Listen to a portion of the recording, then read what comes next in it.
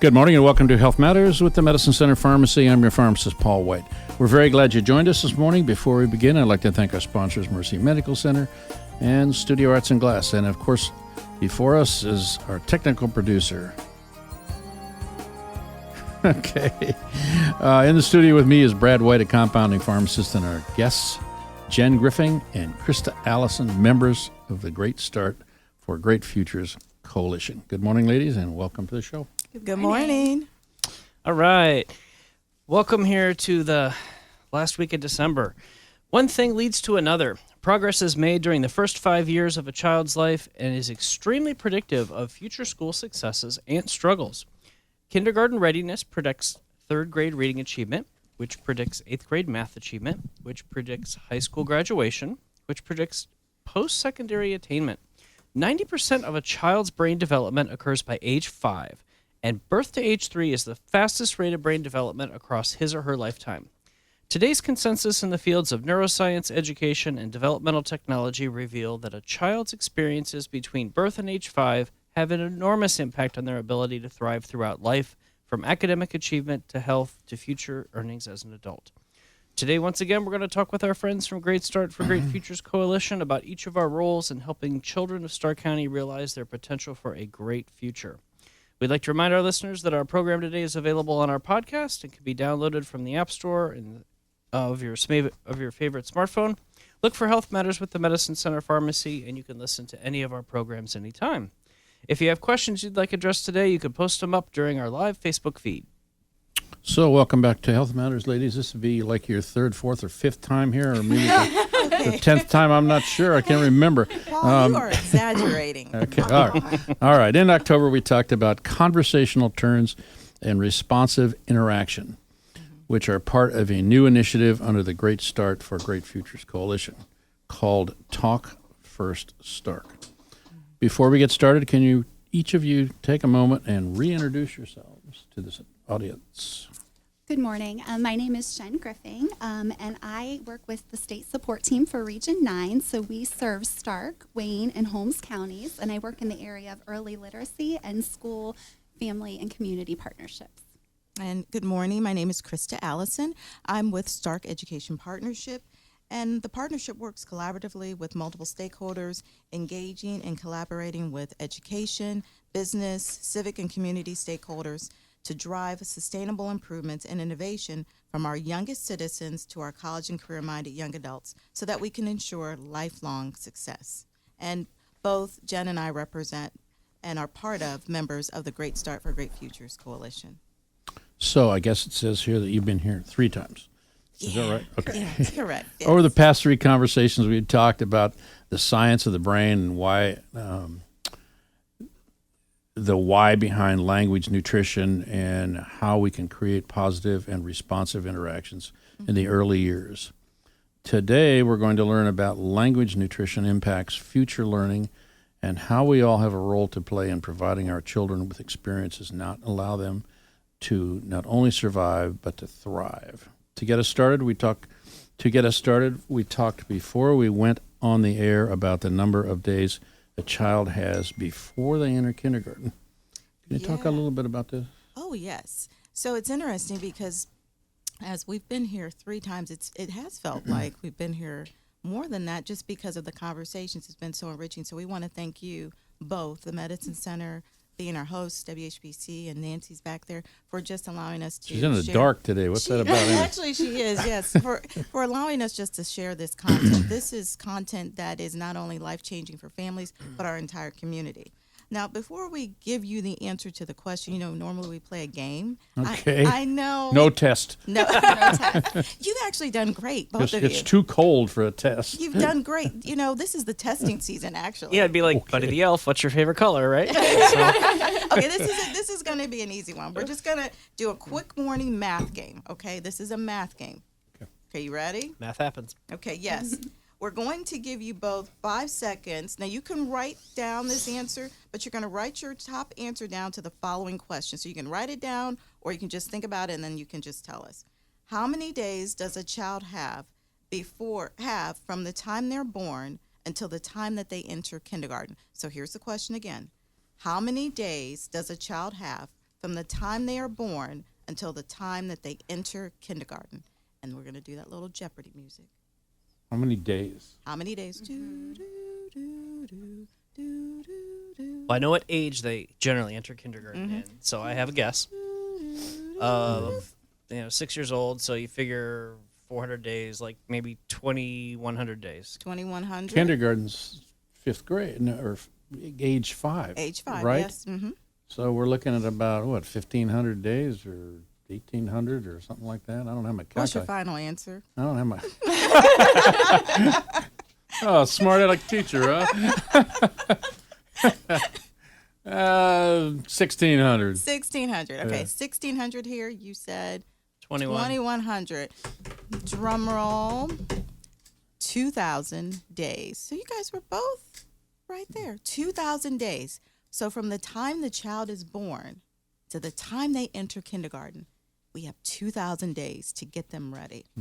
And when we think about the conversations that we've had over the last 3 times that we've been here, we've been talking about how to get that child ready. How can the family, how can the community support this? And what we've come to realize is that this is a marathon, not a sprint. And sometimes families realize and they say, well, that's the kindergarten teacher's job and that's the school's job. But the reality is that it really starts with the family and it starts with the community. In fact, what we know is that the parent is really their child's first and best teacher. And so as a community, understanding how to build those strong literacy skills, we know that we have to model that behavior, but it really does take a village. So 2,000 days. Yeah. Something to think about, huh? Yeah. Yeah. Well, it's kind It's of... a lot of time, I guess, but not a lot of time. Yeah. Exactly. You're exactly right. I think when we talk to families, in fact, we were just doing a training last week, and at our advocacy training, one of the individuals that was there, she's expecting. And when we said that to her, I know maybe you can share her feedback. What did she say to us, Jen, when we were telling her that it's about 2,000 days, and she was talking about how she didn't know that, and I think she was really caught off guard.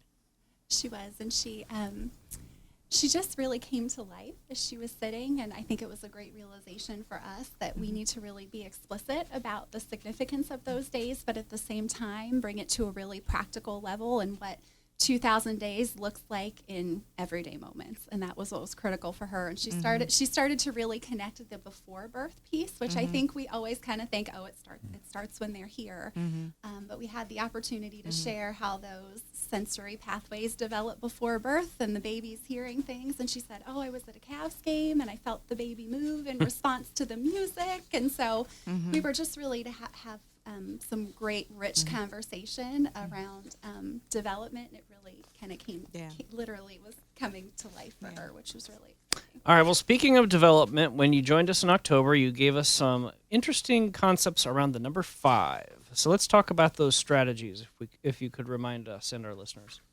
Right. We really concentrated on the number 5. It's easy to remember, kind of your high five and working around your hand. But there are really 5 elements to what we call responsive interaction. So those back and forth, turn-taking opportunities that give you a chance to kind of relate to what young children are most interested in. So we have tuning in, so paying attention to every attempt a child's making to communicate. The second thing you can do when you're interacting with children is really consider your facial expressions. So it not only builds a relationship and shows that you're engaged, but it kind of helps them start understand the meaning of words, which is really important. We encourage you to check out the still face experiment if you haven't done so. It really shows how critical interactions are at a very young age. Yeah, that video actually, every time we watch it, we just feel so bad for the child, because what the viewer will see is this experiment where the mother is engaging with her child, and then the doctor says, stop engaging. And the child is sitting in their high chair, and the mom has a still face. So the kid's doing everything to get the mom's attention, reaching, and then at some point the child just shrieks, and they're like, come on, what are you doing? And then the child starts crying, and the mom's just sitting there. And then eventually the mom turns away and comes back and goes, okay. And then the child feels comforted by that. And just the emotional roller coaster that child went through. But it really impacts the fact that those facial expressions and that human and that interaction is so important. So it'll be a great video. So we hope that when you post it, others will be able to watch that. Yeah, we'll put that with the podcast post here later today or maybe early next week, depending on when I get the file. But no, that'd be really interesting to see, and it sounds like another way that maybe little things every day that you do, you don't realize what impact they have. Mm-hmm. So did we get through? So facial expressions, that was number 2. Yes, touch is number 3, so that's a great way to show responsiveness to another person. So pairing a light touch with talking, we know, increases learning because it stimulates multiple pathways in the brain, and it really just makes those connections even stronger. Oh, maybe we should take a break here. Okay, and then we'll get back to this. Okay. You're listening to Health Matters with the Medicine Center Pharmacy.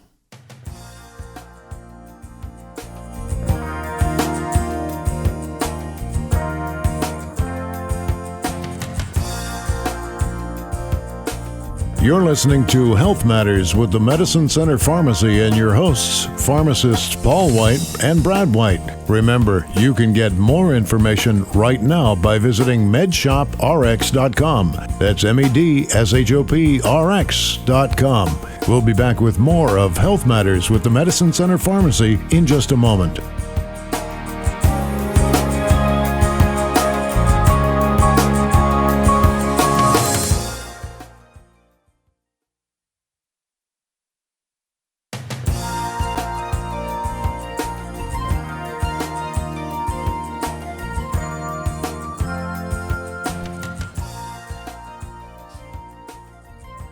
Welcome back to Health Matters with the Medicine Center Pharmacy. Brad and I are talking with Krista Allison and Jen Griffin. Have a question, post it on our live Facebook feed. All right, we were talking about several of the 5 elements of responsive interactions. So where are we now? So we are at number 4, which is gestures. So using gestures along with your words helps children, again, understand the meanings of words. So in those everyday moments, that looks like just pointing up if things are up or things are down, if they're over, or if they're under, blowing a kiss when you say you're giving a kiss, waving goodbye when you're saying goodbye. Those are all things that help children really connect with the meanings of words. And so these are foundational to their language development. And also develop what's called their phonological processor, which helps them really kind of start to digest sound and get ready to read. So it's all very, very important. And the 5th and the last element we like to talk about is child-directed speech. So with child-directed speech, it's this loving, sing-song, kind of high-pitched voice that children really love to hear. So you stretch out words a little bit longer. You might repeat sounds. So children really start to recognize that sounds are different, and they hear the rhythm of how language works. So it's not necessarily baby talk, which I think can be confusing to some people when you say child-directed speech. They think, oh, it's kind of that, kind of thing. But it's really the way you use real words to get high engagement from a child and really maximize that brain growth. So I know as we enter into this next season, this next few weeks of holiday and family time and togetherness, there's lots of things that are going to be pulling and attracting children's attention all around them. So you can just really maximize the opportunity for language nutrition when you follow what the children are interested in. And we know at these ages, this birth to 3, sometimes it's the paper and the bows and the boxes, right? Yes. So you can talk about the shapes of those things. Are they heavy? Are they light? What they feel like, what they sound like, crunched up to their ears. There's all kinds of really, really great opportunities over the next few weeks to really take advantage of this language nutrition. I think our viewers, they might also have heard the term parent tease, which is part of that. That's that parent tease, that's that conversation and sing-songy piece. And in fact, parents, caregivers, anybody, when you see a baby or a young child, you do that automatically. I think we just automatically, that comes out. So we could ask you guys and put you on the spot to give us your best parent tease, but we won't do that today. So I noticed we have a store in Louisville called the Half Off and Not Buy store. And there's a lot of children that come in there with parents to shop, much more so than our pharmacies are generally not loaded with children. But what I've noticed is that, and I'm usually in the front counter, I kind of try to talk to kids, stuff like that. And what I've noticed is that the vast majority of the very young children can wave when I wave to them goodbye. even though they basically know no words. So that's the first thing they do, or recognize somebody else waving, or where are we at here? Well, I mean, we're talking about kids that are 2 and Oh, maybe yeah. 3 and stuff like that, maybe even younger. yeah, absolutely. I think we talked in an earlier time we were together about how the brain is practicing to respond before you can respond with words. So sometimes it's the ability to respond, and sometimes it's a safety kind of thing. Maybe they haven't made that connection with you that they feel comfortable to respond verbally, but that gesture feels like a safe starting place. And I think, So that's a great and connection to make. And they've also seen it too. They've seen Absolutely. that interaction. They've seen someone model that out, whether it's at home, whether it's at their school, their daycare center. Someone is doing this, and so as we've mentioned earlier, that modeling is also important. So sometimes you'll notice the kid, when they say bye, they'll turn their hand the other way. They Yeah. haven't yet seen this way, but they'll do it the backwards way, and then you'll see sometimes the caregiver or the parent say, no, it's this way. But that's all of that process of learning, and all of that will eventually catch up with itself. Absolutely. I think it just demonstrates that a strong connection has been made in that pathway of their brain. They've seen it consistently and they've seen it often, and they're like, I can participate in that interaction. I know what that is. So that's really exciting to see. Yes. So we were talking about, before my comment, about child-directed speech. So how does it connect with future learning? So it's an interesting jump when we talk about this language nutrition and this really fast rate of development in the brain from birth to 3. Because then we have this number 3 that shows up again, and it shows up in grade 3. And Ohio has what's called the 3rd grade reading guarantee. And the 3rd grade reading guarantee is really to help schools identify students from kindergarten through grade 3 that are behind in reading. And the heart of it really is to make sure that children are on track and set up to be proficient readers by the time they reach grade 3. And so the point of the guarantee is to ensure that this foundation has been set, because what we know to be true is that if children aren't reading well by 3rd grade, their trajectory isn't generally a positive one. And we know that instructionally, those foundational skills are laid before 3rd grade. And so if they're not ready at 3rd grade, they may not get those skills. Reading, you said by 3rd grade or age 3? Third grade. Third grade. Third grade. Okay. Third grade. Oh, yeah. Yes. I just Yeah. got 8th. Wait a minute. I saw the alarm in your face. Yeah, that's that Yeah. 3rd grade. We also know that there are also other potential opportunity gaps that may happen along that may hinder a child's learning progression, and that reading is just not that only component, but we know that reading and that reading gap is critical to a child's lifelong success. But we also know over the years, I think this is what educators and studies are starting to see, is that if a child starts off behind, they are going to stay behind. And so unfortunately, this trajectory can lead to other ramifications, such as signs of dropping out, which can be evidenced in the 6th grade and even at the 9th grade level. And so what we're hoping that through these conversations that we're doing is not only empowering, but educating families in our community to understand that this early learning piece, that language nutrition and having conversations and really giving that solid foundation early on will pay dividends for the future. And so that's why it's important that our community understands this importance of talking first. Interesting. So, how is this changing Ohio's approach to literacy? So that's a great question. And when we talk about our approach to literacy, I think it's important that we kind of clarify and consider what it means when we talk about literacy, because we kind of use that term really broadly and we think everyone has the same definition. And sometimes we've learned that that's not always the case. So I think historically, a lot of the conversation, both educationally and in the community really, has been around literacy being about reading and writing. And so, which of course our end goal with all of our work is proficient readers and writers. But the conversation is evolving based on a lot of the things that we've talked about together, and also that great research that we've shared with you. So it really includes the role of language and specifically the listening and speaking parts of things. So we're talking now about receptive language and expressive language and all of the ways it impacts the process of learning how to read. Yeah. And we also know that area of focus doesn't just sit within the schoolhouse walls. that's something that Ohio's been talking about under our current leadership in our state. In fact, even at our Ohio Department of Education, we have what's called Ohio's Plan to Raise Literacy Achievement. And basically, this is reflecting on this expansive notion and focusing on literacy to think not just around this K-12 setting, but also thinking about it before the child is ever born, before they even enter school. And the fact that that environment plays a huge role in that child's learning.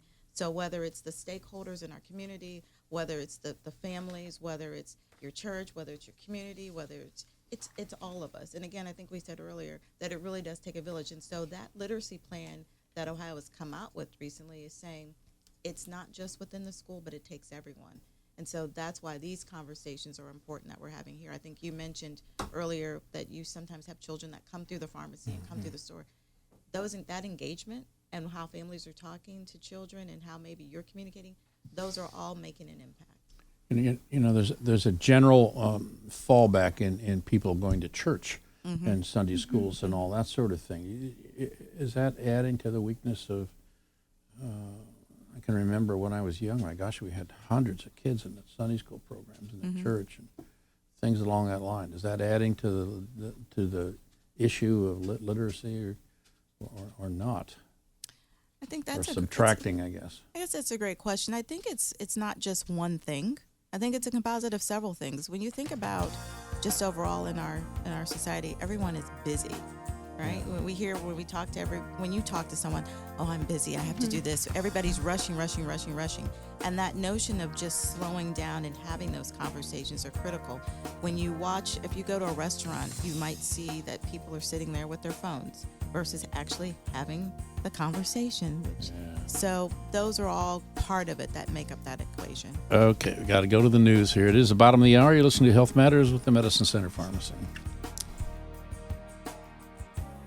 You're listening to Health Matters with the Medicine Center Pharmacy and your hosts, pharmacists Paul White and Brad White. Remember, you can get more information right now by visiting medshoprx.com. That's medshoprx.com. We'll be back with more of Health Matters with the Medicine Center Pharmacy in just a moment.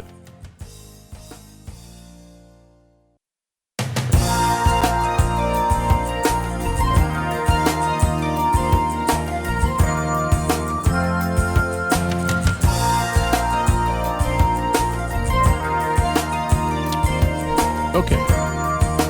You're listening to Health Matters with the Medicine Center Pharmacy. Today we are talking with... Who are we talking with today?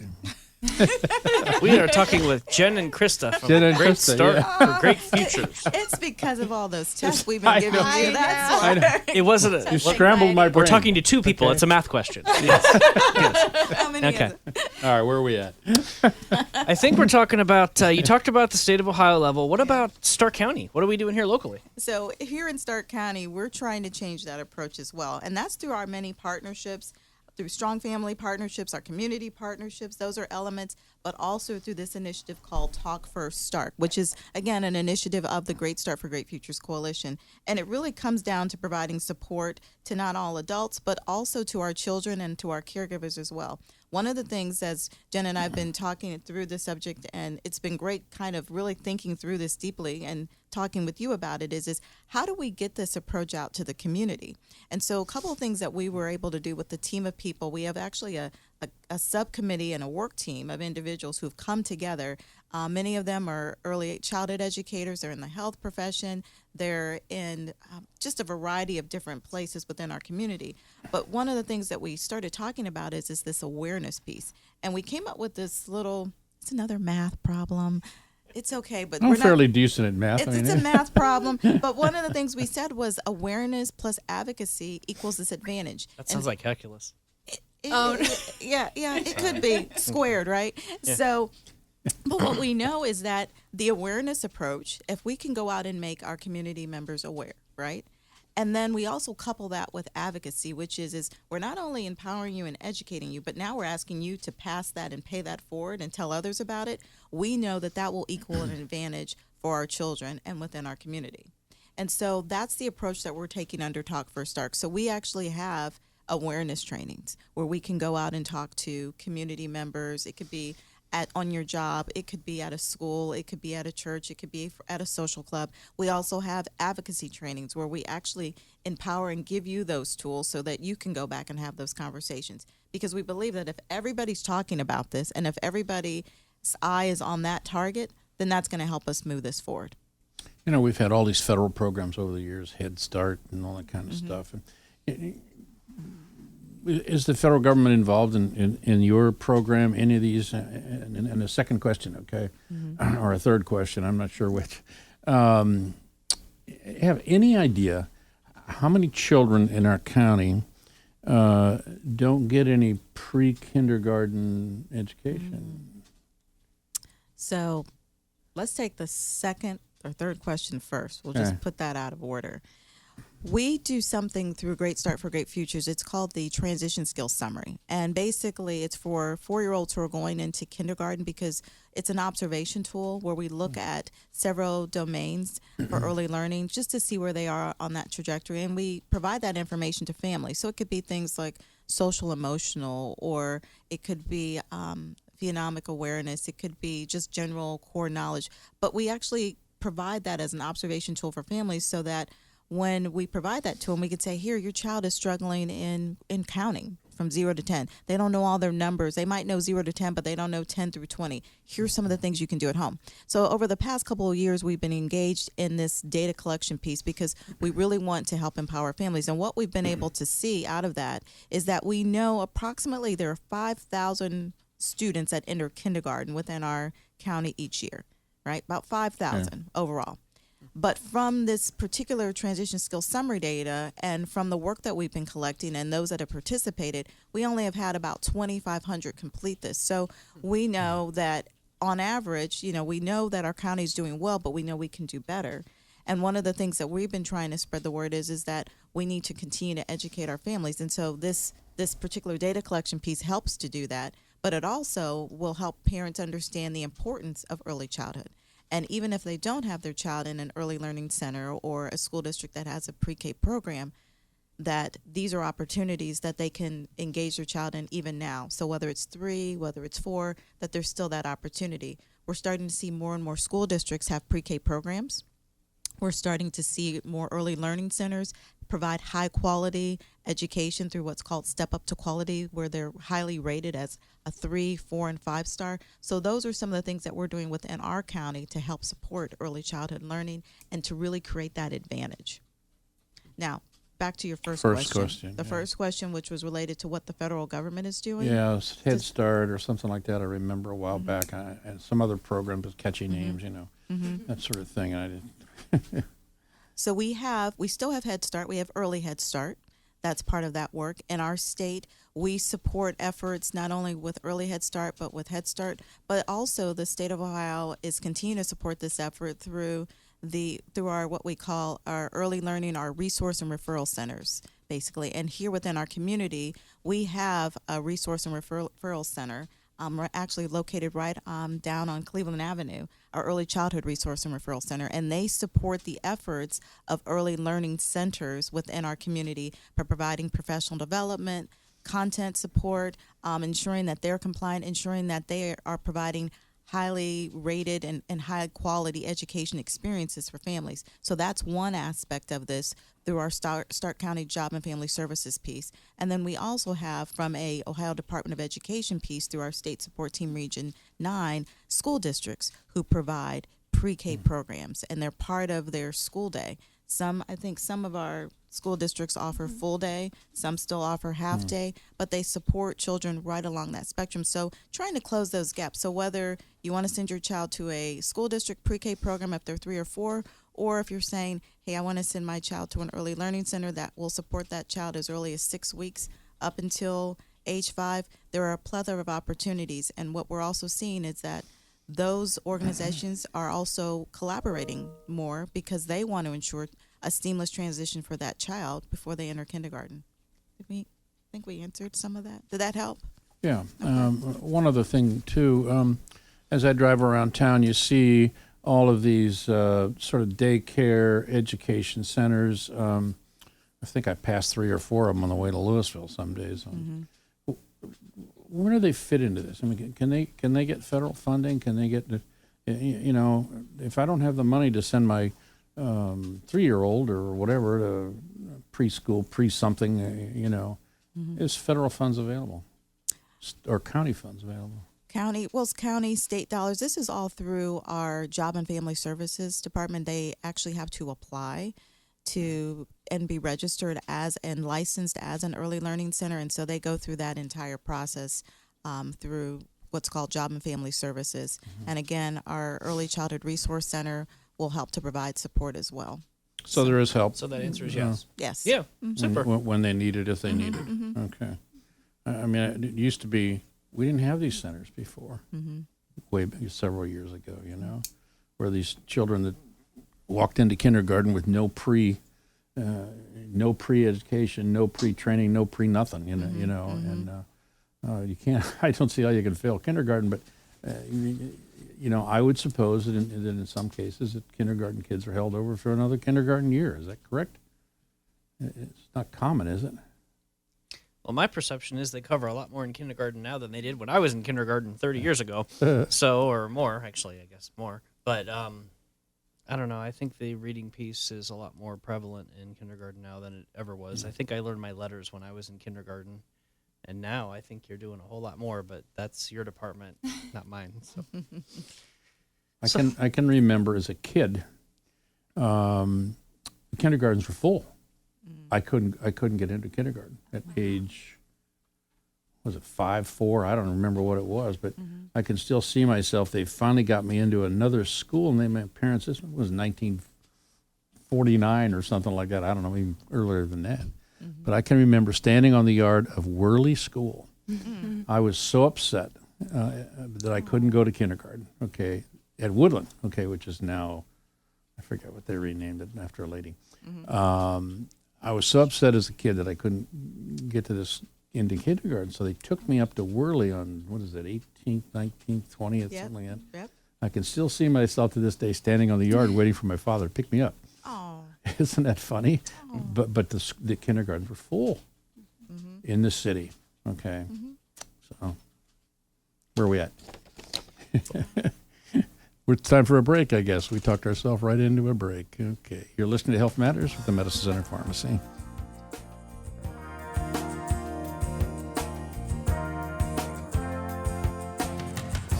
You're listening to Health Matters with the Medicine Center Pharmacy and your hosts, pharmacists Paul White and Brad White. Remember, you can get more information right now by visiting medshoprx.com. That's medshop.rx.com. We'll be back with more of Health Matters with the Medicine Center Pharmacy in just a moment.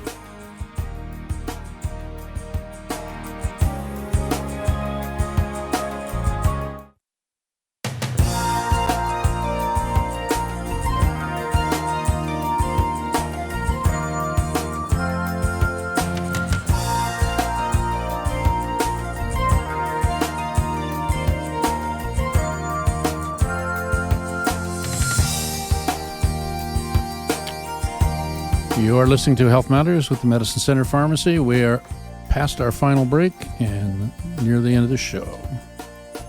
Where are we at? All right. Well, we were talking about our second math equation for the day, and you were talking about awareness plus advocacy equals advantage. Can you expand on that a little bit? Yeah, absolutely. So we believe that the awareness piece is critical. So it means not only being aware, having that information, but really understanding it and believing it enough to take action, to do something about it. Advocacy requires action. So I think the part of advocacy that we love is just really that intentionality of acting on the behalf of someone else. And we know that our youngest citizens are often our most vulnerable. So we really believe in the power of advocacy, and especially this piece around language nutrition and closing that opportunity gap. So it really takes us back to the heart of our coalition, Great Start for Great Future. And we talked about the third grade reading guarantee earlier and saying that, if they start behind, they tend to stay behind. And so we just really want to flip that trajectory to say if they start ready, they're going to just always be ready for that success that comes their way. Can we talk about nutrition for a second?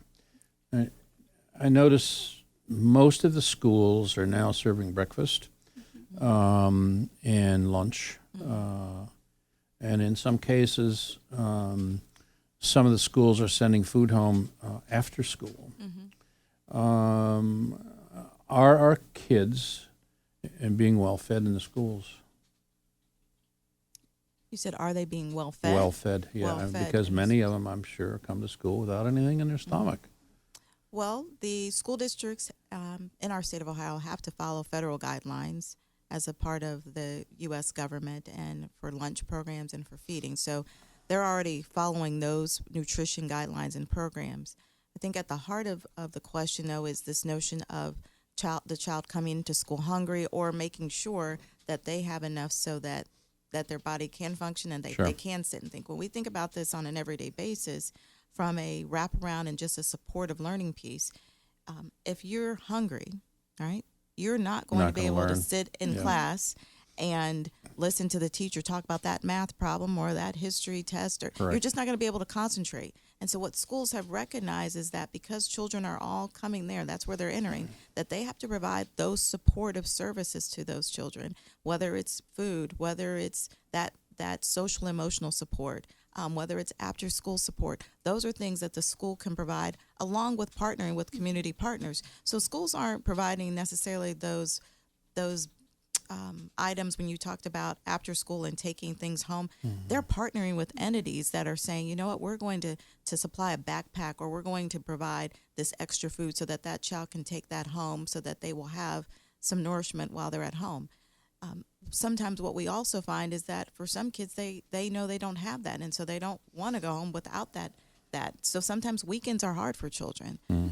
Breaks are hard for children because having that steady set of meals and having that encouragement, they don't always have that. So we just don't want to take that for granted, and I think schools are starting to realize that now, that they can provide those wraparound support services along with community partners to really help to support the child, to keep them uplifted, but more importantly, to help that family, because there are many times families are in need and they don't know where to go for support, but they know that the school will help them. And so we're just thankful that our schools are recognizing that. We're thankful that our community partners are coming alongside and helping our schools as they help our overall community. So those are some of the things that we're starting to see, and those are some of the things that we're trying to do as an education community and a community overall to help our children. Do we have any sort of a read on the food support for children as to how it's helped? Or, I mean, this just came about, a few years ago or something like that, where the meals were actually subsidized and breakfast and all that sort of thing? I don't have any specific numbers, but what we know is that there is a need and that the need is getting greater, and that we're encouraging families to continue to seek that support. But more importantly, as communities are seeing that there's a need where they can help and fill in that gap, that's important as well. So we'll find that children will leave for their break, this winter break that they have, and we'll find that there will be community partners today that on this last day of school before they go on break who will be supplying bags of food and backpacks for children to have over the course of this break. And that's important. And there will be opportunities in other places where children can have check-in points and families can to receive that food.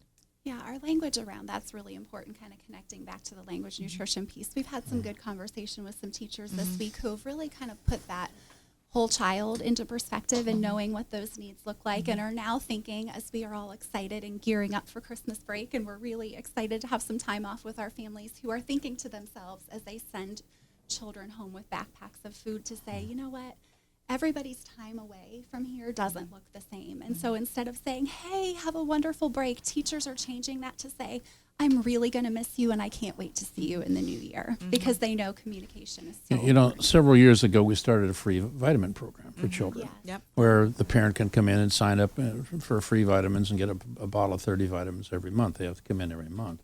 Obviously, we don't want to give them a bottle of 100 because we don't know where they're going to go. So, but it's been fairly successful, and we started because one of the teachers said to us that these kids don't even know what a vitamin is, let alone having a nutritious meal, more than once a week or something like that. So we think it's kind of a neat idea and kind of successful for the kids to, now do they take them, that's the only thing we can't do is follow them home. So, But you're meeting that opportunity, Yeah. and you allowed a teacher to feel heard and created that partnership, and that's critical. sure. And some of the schools have embraced it.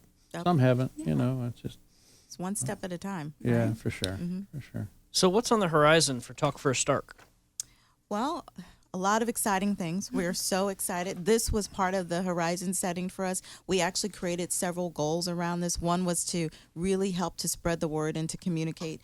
And so what we want people to know is that if you're a caregiver or a community member and you're interested in learning more about what we've been talking about, we can actually come to your location to provide either an awareness training or an advocacy training, and we'd love to talk to them. We also have information located on our website, so we'd ask that folks visit the Stark Education Partnership website, and there's a tab that says Early Childhood. When you click on that, you can scroll down to see Talk First Stark. You can see the links to the videos that we've shown, some of our public service announcements. We even have links for Health Matters on there as well. We have other information, whether it's just articles and white papers talking about language nutrition, but there's also a tab on there where you can actually click on and say, yes, we'd like to receive advocacy or awareness training, because we'll come out to your location to do that. Our whole goal here was about spreading the word and really helping to not only educate, but empower our community. And we're excited that we've been able to do that over the last couple of times that we've been here. We've hoped that we've enlightened some members of the community. We hope that that information will pay forward. And that's where we're at right now, because at the end of the day, it's just really about leveraging all of the partnerships that we have within our community. Is anything? I don't think so. I think what's important, if you reach out to us, you don't always have to schedule right away. We're happy to kind of coach you through what your needs are. That awareness training typically is about an hour. Again, just building awareness. The advocacy training looks a little more like 3 hours, but we're happy to meet you wherever you are. Yeah. Are you ready for your video audio? Oh, we are. Now, this is a great video. I think we started with this when we first met you, but it's called It Starts With You and It Continues With Us. Okay.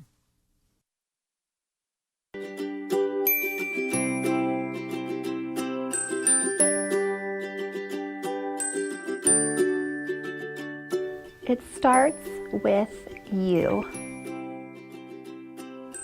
What if I told you that you are the one who your child was entrusted to ensure a healthy life?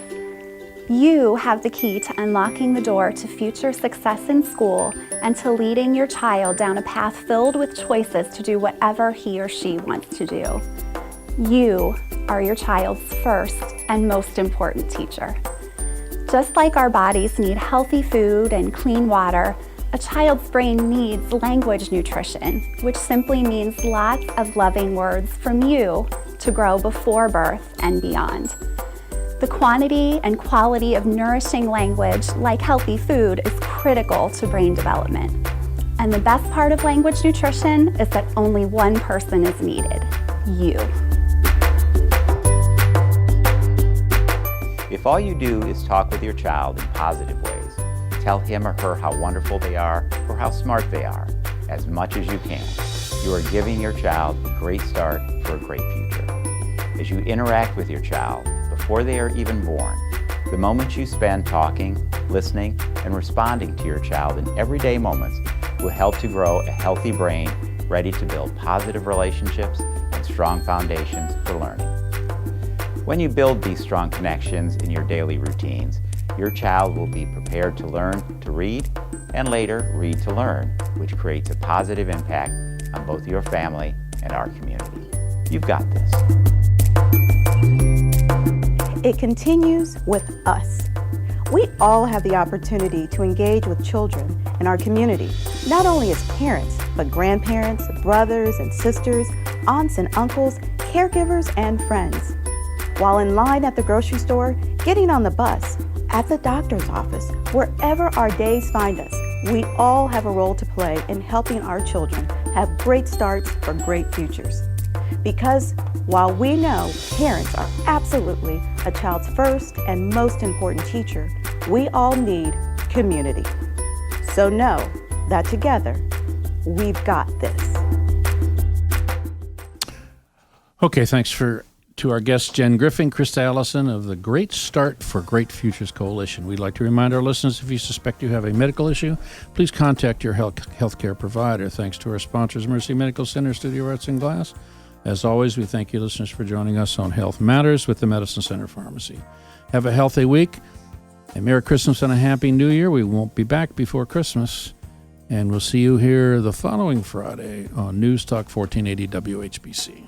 Thank you for joining us for this edition of Health Matters with the Medicine Center Pharmacy and your hosts, your pharmacists Paul White and Brad White. Remember, you can get more information right now at medshoprx.com. That's medshop.rx.com. Be sure to join us next Friday at this time for Health Matters with the Medicine Center Pharmacy.